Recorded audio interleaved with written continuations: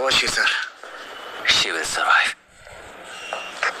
बच्चों के बारे में पता चला? मार डाला सर।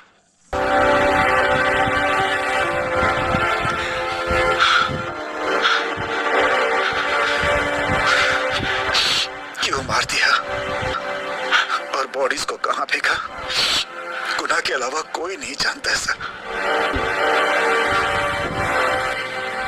नाली के कीड़े हैं सर, अभी मार देता हूँ, एनकाउंटर बता देंगे सर। भूलना मत, आज हमारे गुस्से में न्याय है, मार देंगे।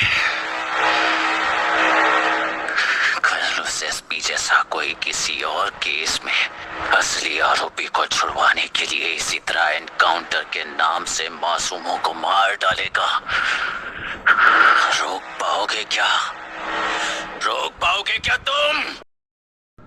अन्याय होने वाले हर बार कानून को अपने हाथों में लेकर जनता, पुलिस, मीडिया, न्याय व्यवस्था को कंट्रोल करते हैं तो इसे व्यवस्था नहीं कहते।